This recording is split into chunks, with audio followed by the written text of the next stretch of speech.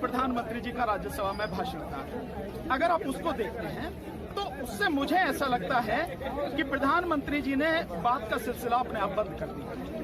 अब बात करने का कोई मतलब नहीं रह गया है। जब वो जिद पर अड़े हैं तो फिर क्या कहें उस सारी चीज को।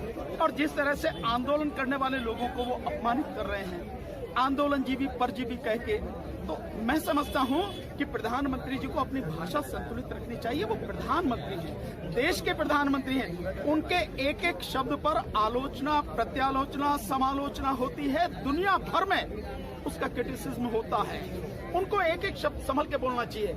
और वो आंदोलनकारियों को बदनाम करने के लिए, देश को अपमानित करने के लिए संसद के पवित्र सदन का जो है वो दुरुपयोग कर रहे हैं। उसके पटल पे उन्हें ये बात नहीं कहनी चाहिए जो वो कह रहे हैं, और उस पर भी मुस्कुरा कर कह रहे हैं। मतलब आप अपमानित भी कर रहे हैं, साथ में वो कहते हैं कि जले पर नमक भी छिड़क। ये स्थिति जो है प्रधानमंत्री की है, और मैं नहीं समझता बात का अब कोई मतलब है गया है। तो अब आखिर में क्या भविष्य क्या है? नहीं, भविष्य बहुत अच्छा है, इस देश का भविष्य बहुत अच्छा है। बस एक ही काम होना है, इस देश से भारतीय जनता पार्टी की सत्ता को हमेशा के लिए जड़ से उखाड़ के फेंकना है। उसके बाद इस देश का भविष्य बहुत सुंदर है। किसान एकता, किसान एकता। देखिए, ये तो सरकार के ऊपर है कि वो कब तक चलाएगी। सरकार के ऊपर है कब तक चलाएगी। किसान के लिए, मजदूर के लिए, इस देश के प्रत्येक व्यक्ति के लिए इन कानूनों का बना रहना और एमएसपी का कानूनी दर्जा न मिलना, ये जिंदगी और मौत का सवाल है। तो जिंदगी और मौत में जान की बाजी लगा के संघर्ष किया जाता, और हम सब वो कर रहे हैं। प्रधानमंत्री चाहे जब तक अड़े रहें जिद पे, 2 महीने, 4 महीने, 6 महीने, 10 महीने, साल, 2 साल, हमें कोई फर्क नहीं पड़ता। हम सब बहुत तरीके से इस आंदोलन को लगातार मजबूत बनाते हुए देश के कोने कोने में, हर गांव, हर घर तक हम इस आंदोलन को पहुंचा देंगे और सत्ता को उखाड़ फेंकेंगे अगर मोदी जी जिद पर अड़े रहेंगे। किसान एकता, किसान एकता।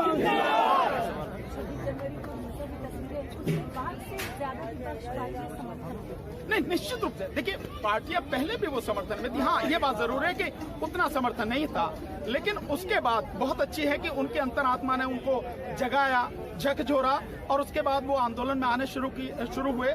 हालांकि वो पहले भी कर सकते थे, ये अच्छी बात है। इस सारी चीज को आप अगर देखेंगे तो ये पॉजिटिव है कि विपक्ष भी साथ आने लगा। और जो आज आप नजारा यहाँ देख रहे हैं इस पे जो है आप गाजीपुर बॉर्डर पे, और इसके अलावा बाकी सब जगह पे, वो 26 से पहले इतना नहीं था जो आज है। इसका मतलब 26 तारीख का जो षड्यंत्र इस सरकार ने रचा था इस आंदोलन को बदनाम करने के लिए और ताकत के दम पे खत्म करने के लिए, उसका जो षड्यंत्र है जब दुनिया के सामने आ गया, सरकार पूरी तरह से नंगी हो गई। उसके बाद में यह आंदोलन लोगों की समझ में आने लगा और लोग अपनी जिम्मेदारी समझते हुए आंदोलन से लगातार जुड़ते जा रहे हैं। इसके बाद आप जो पंचायतों की जो मीटिंग लगातार देख रहे हैं, उससे ये सिद्ध है कि ये आंदोलन बहुत मजबूत हो चुका है। इसे परसेंटेज में नापने की जरूरत नहीं, बस इतना ही नापने की है। इस आंदोलन में पहले जिसे कहा जाता था पंजाब और हरियाणा का है, अब इसमें पूरी मजबूती से राजस्थान है। आप पंचायतों की वहां मीटिंग देख रहे होंगे, इसमें पूरी तरह से उत्तर प्रदेश है, मध्य प्रदेश आ चुका है, छत्तीसगढ़ आ चुका है, झारखंड के साथी आ चुके हैं। यही उड़ीसा के 1000 साथी वहां से होके आए थे। यहीं पे जो है आप देखें कर्नाटक के साथी भी आ चुके हैं, केरल के साथी भी, अभी मुझे यहाँ केरल के भी साथी मिलते हैं, वो भी आ चुके हैं। उत्तराखंड पूरा यहाँ पर है और पूरा उत्तर प्रदेश खड़ा हो चुका है। तो धीरे धीरे धीरे धीरे आप देख रहे हैं देश के हर प्रदेश में ये आंदोलन खड़ा होता जा रहा है। जो कहीं कसर रह गई है उसे हम सारे साथी मिलके तरीके से, योजनाबद्ध तरीके से पूरे देश में आंदोलन खड़ा कर देंगे। और देखते हैं सरकार के गुर्दे में कितना दम है, कितनी ये 56 इंच की छाती है। मैं जानता हूँ 56 इंच की है नहीं, 56 मिलीमीटर की भी नहीं, फिर भी जो भी होगा हम आंदोलन मजबूती से करेंगे।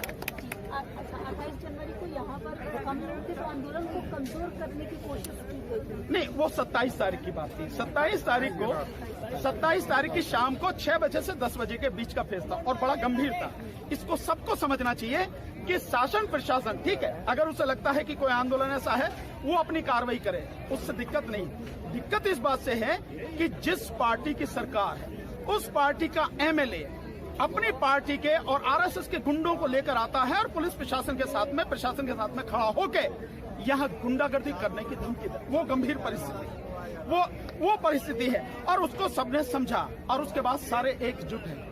और मैं आपके माध्यम से कहना चाहता हूं कि एक व्यक्ति जो विधायक है उसने अपने पद का अपमान किया, उसने अपनी पूरी जाति, क्योंकि उस पर ठप्पा लगा ना जो लिखा आनंद किशोर गुर्जर, यानी गुर्जर समाज को पूरे को आप बदनाम करना चाहते हैं, जबकि गुर्जर समाज में इतने अच्छे इतने बढ़िया लोग हैं, आंदोलन को समर्पित बड़े जबरदस्त लोग हैं। ये जो आप देख रहे हैं सचिन पायलट जो खड़े हो रहे हैं, दौसा वगैरह राजस्थान का ये पूरा इलाका है, इनका इलाका है जो पूरे खड़े हो रहे हैं ये सारे।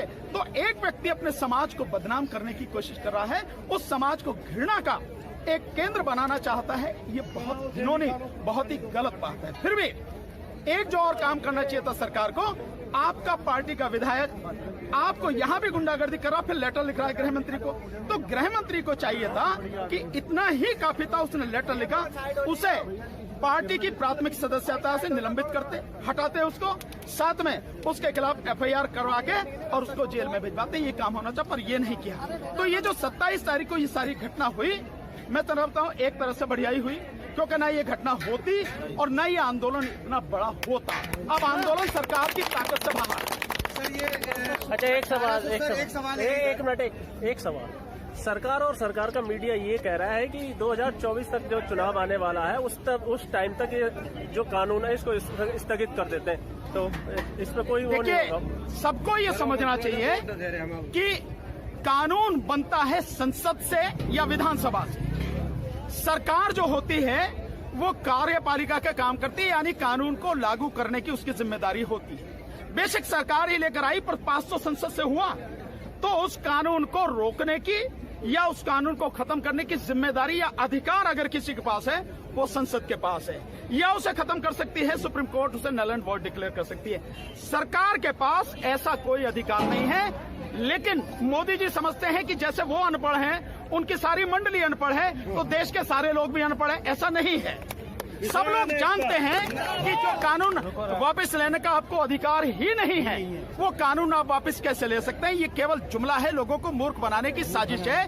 सरकार कानून को जो है स्थगित नहीं कर सकती। तो 2024 तक ये कह रहे हैं कि 2024 में तो इलेक्शन हो जाएगा, सरकार बदल जाएगी, फिर कानून जो सरकार आएगी वो। देखिए, अगर 2024 तक चलता है तो देश की जनता को समझ लेना चाहिए इस देश में चुनाव नहीं होगा। बीजेपी चुनाव प्रक्रिया को खत्म कर देगी और